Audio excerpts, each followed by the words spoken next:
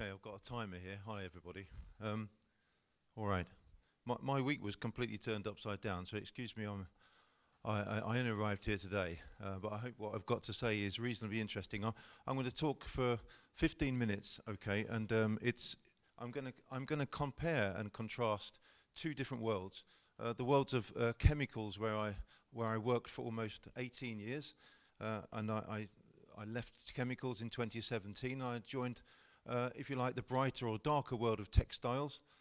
So I want to compare both worlds with you and just sort of spend the next 10-15 minutes thinking about digital operations strategy. It's a bit of a grand title.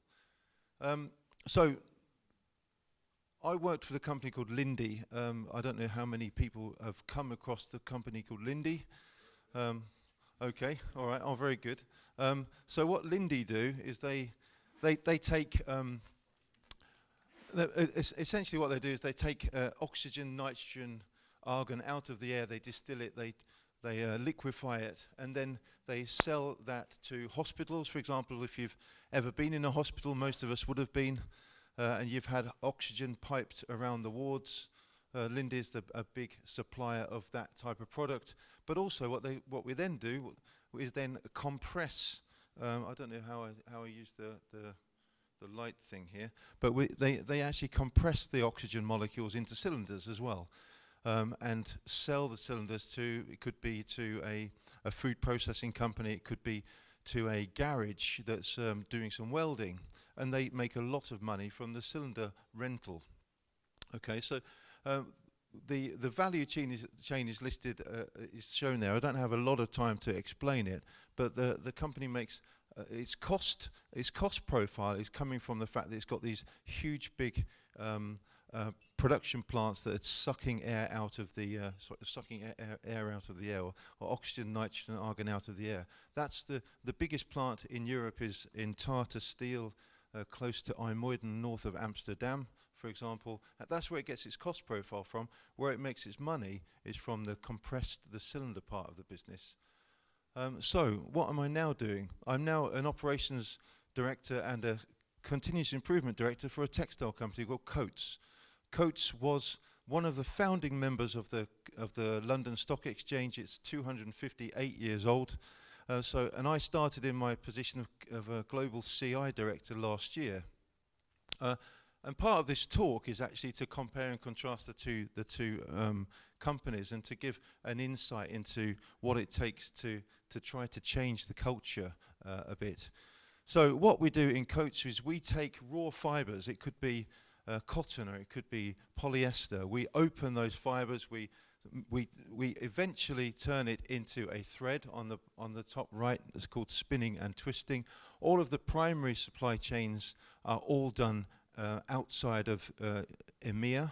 So these are typically done in lower labor cost economies. The biggest country that produces that for us in Coats is in India. We've got a lot of different units that do that.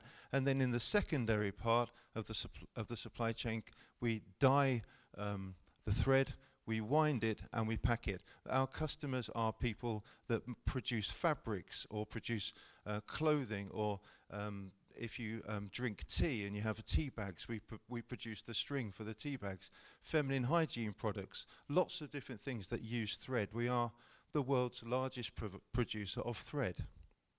All right, so the DNA of the company is actually in its ability to re-dye, to dye with a very exacting color.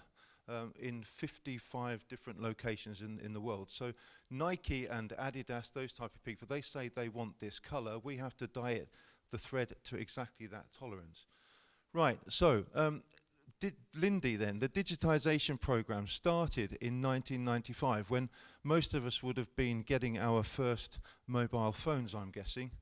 If you're anything like me, probably you didn't have much of an internet connection in 1995.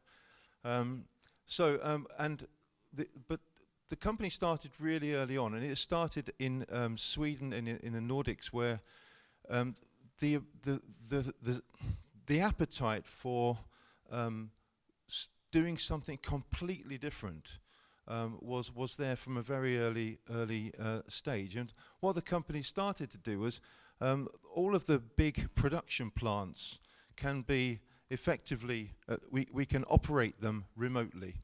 We can turn the valves remotely. And so all of the sort of big production plants where the big cost base sits, huge electricity cost base, that was all done very early on, from 2003 onwards.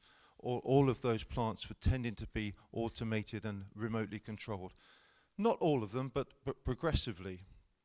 But what these guys did, also in 1992, is they had a moonshot project, which they really thought completely out the box, and they were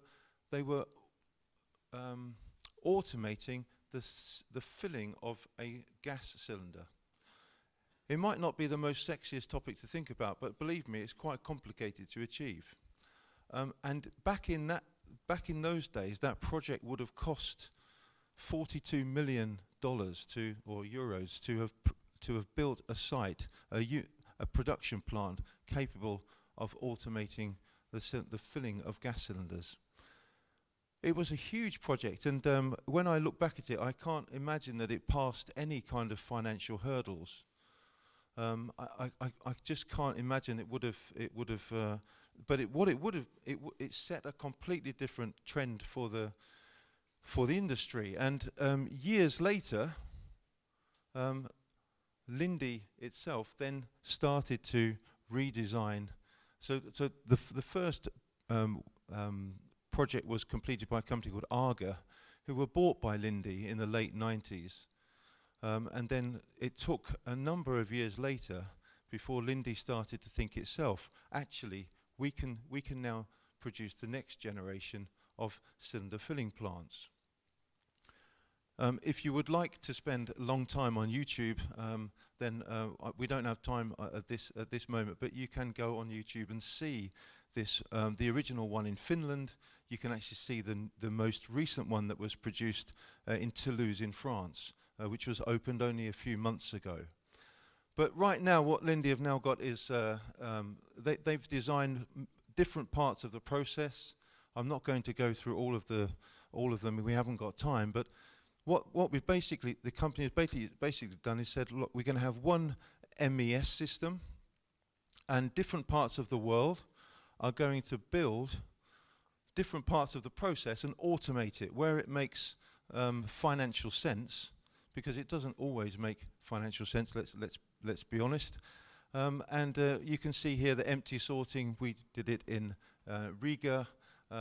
Picking and staging was done in Germany.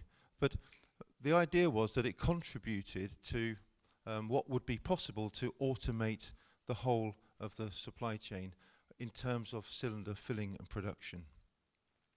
But you can see there's quite a lot of activity, or has been a lot of activity since 2018. And where that came from was the CEO at the time, a gentleman called Wolfgang Reitzler, stood up in 2014 and said, we will automate our cylinder filling process, which was interesting because what the company started was something called speedboats, which I guess when you could say it's a sexy name given to a fast project with lots of money behind it and lots of political exposure. We said, I want to do this. And so it became, we had engineers both in Germany and Australia working on the same project. I would love to speak to you for longer about it, but what you might think was a technological challenge was actually hugely a people challenge and a perspective challenge. And you might be surprised to learn that the Australian team didn't quite have the same view as to what could be automated as the German colleagues. Right, and so what have Coates been up to, and why do I think there's an interesting point of contrast? So in 2018, the company said, let's automate a complete thread factory. You might think, well, this is a reasonable goal to have, but if any of you have been to a thread making factory, you'll know that it's quite complicated to be able to automate the threading of a piece of thread into a machine. It's incredibly difficult to do. So, and it's interesting, the filling of a gas cylinder is also the most difficult part of the process to get right. So it was radical. It was there was a huge problem in terms of labour costs are going up all the time. If the company can possibly get to a point where we can take out a lot of labour hours, then this is a really good project to do. What happened? Right. What happened was that we are more of a culture, and I was speaking to one of the gentlemen at the table, we are more of a culture of, we want the strategic stuff, but we also want a payback in around 2 years. And so what became the case is that we would love to be able to build a totally automated thread factory, but it wasn't really possible. Within the culture that we have, it's not really possible. We can maybe reach it, but it takes a real act of sort of vision to get us there. So what we've tended to do is we've tended to work much lower down in the project possibilities. You know, we've gone for projects which can get approved. They will give a payback. They do have a certainty. But what it means is we lack sometimes the cohesion at the top. So in my short talk today, and I can't compete with Gladys with a number of slides, I'm afraid, I want to just say that it becomes a matter of culture. When we've got process innovation, it's part of your DNA, the company's been doing it for 20 years, you want to reach out, you want to find the next frontier. But when we only think about the short term, it's much, much more difficult. Coates has started now in it, and I'll show you what we're currently now doing. But it's been quite a journey to get there. And the moonshot projects, you know, the original ARGA team, the guys in the Nordics thinking we are going to automate this process. Wolfgang Reitzler in 2014, I want to make this happen. You know, that's really, really important. But we do need sometimes the ability to put aside some of our net present value and IRR related project plans and try to reach for what is sort of humanly possible. Right, so what is Coates now doing? So Turkey is developing something called pass-fail. US is adopting automated guided vehicles. China is producing a robotic final winding process. So we are starting to put it all together.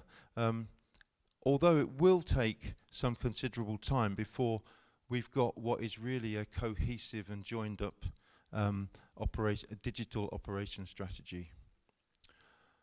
So I'm just sort of leaving with this slide because I think there is a real value in leadership and in setting an agenda for the future and giving the organisation the encouragement to reach out of itself.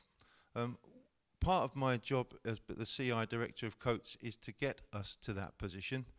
I'm not there yet, but what we've started with is more of a sort of a bottom-up approach. I would love that we could also get a bit more of a top-down perspective as well, and I hope that comes in time when we're able to show that the projects we are doing are delivering value for the company. That was my 14 minutes and 2 seconds. Thank you very much indeed, and I'll hand over to the next speaker.